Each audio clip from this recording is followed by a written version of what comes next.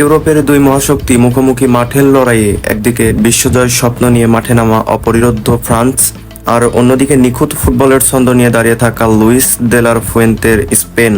বিশ্বকাপের ফাইনালে ওঠার এই মহাযুদ্ধ শেষ পর্যন্ত শেষ হাসি হাসল কারা? হ্যাঁ, ফরাসি দুর্গ গুড়িয়ে দিয়ে ফাইনালে জায়গা করে নিয়েছে দুর্দান্ত স্পেন।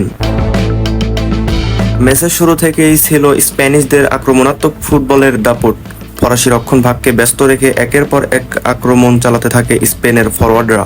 ম্যাচের বয়স তখন ঠিক 19 মিনিট। পেনাল্টি পায় স্পেন। স্পট কিক নিয়ে আসেন মিকেল ওয়েরজাবাল। অত্যন্ত ঠান্ডা মাথায় নিখুঁত এক শটে ফরাসি গোলরক্ষককে পরাস্ত করে বল জালে জড়ান তিনি। 1-0 ব্যবধানে এগিয়ে যায় স্পেন। গোল হজম করার পর মরিয়া হয়ে ওঠে দিদিয়ের দেশমের শিষ্যরা। সমতায় ফিরতে আক্রমণের ধার বাড়ায় ফ্রান্স, কিন্তু স্পেনের জমাট আর সুসংগঠিত রক্ষণ ভাগের সামনে বারবার আছড়ে পড়ে ফরাসিদের সব প্রচেষ্টা। স্প্যানিশ ডিফেন্সের দেয়াল ভাঙার কোনো পথই খুঁজে পাচ্ছিল না এমবাপ্পে গ্রিজম্যানরা। প্রথমার্ধ শেষ হয় স্পেনের 1-0 ব্যবধানের লিড নিয়ে।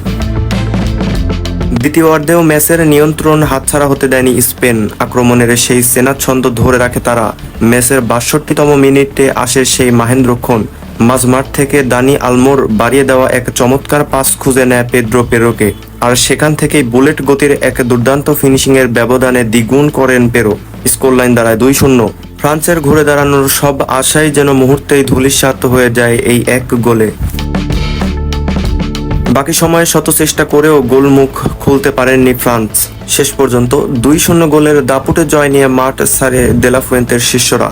আর এই হারের মাধ্যমে টুর্নামেন্ট থেকে বিদায় নিতে হলো সাবেক বিশ্ব চ্যাম্পিয়ন ফ্রান্সকে। দুর্দান্ত ফুটবল খেলে প্রথম দল হিসেবে